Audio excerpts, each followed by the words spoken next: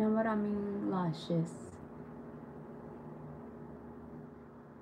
So, kailangan talaga, I have to use mascara.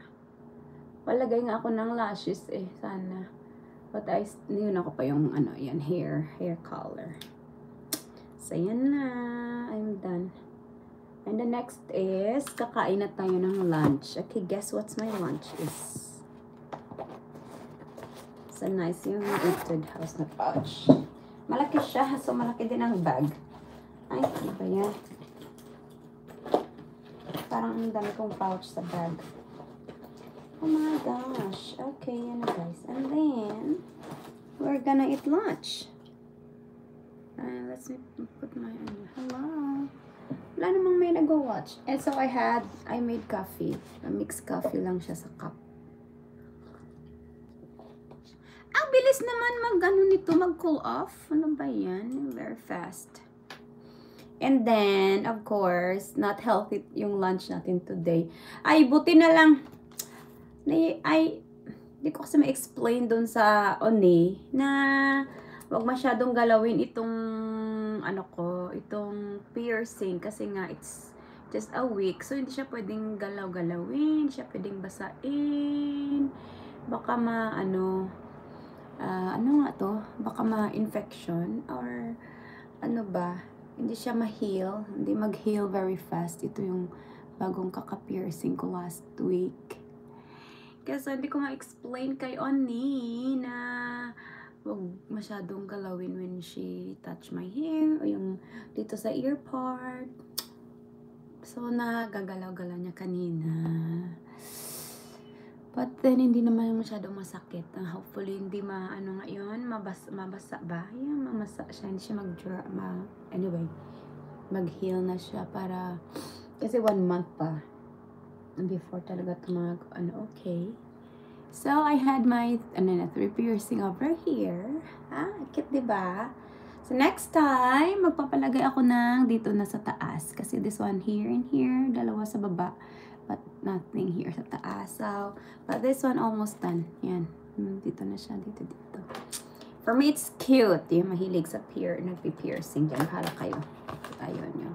So, I have my hamburger. Yan, just ko. Not healthy eating na naman tayo today. Ano ba? No choice kasi kainin. Kasi ayaw kainin ng anak ko. She doesn't want to eat this. I bought it for her and she didn't like it. And I don't like onions.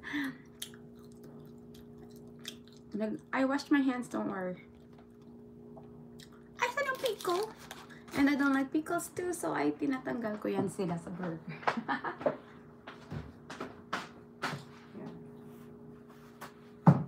So, just having burger for lunch. Pwede na yun. At ang outfit ko. Ay! Kasunog ng kandila yung buhok ko. Yan. So, let's play music. Kasi, aray ko. Wala pa namang mga but of course, mag-aano naman to, magka-copyright yung aking live.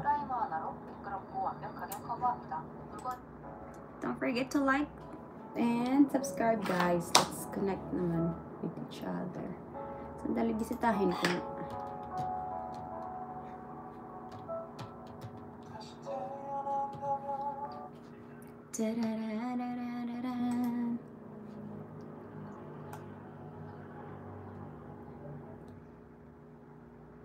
Ayan. So, nag-straight na naman ang hair natin. Nagpa-plump siya.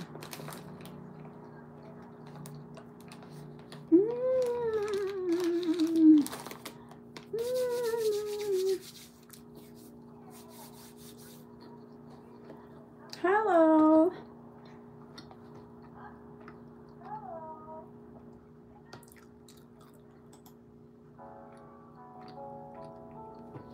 Nasaan yung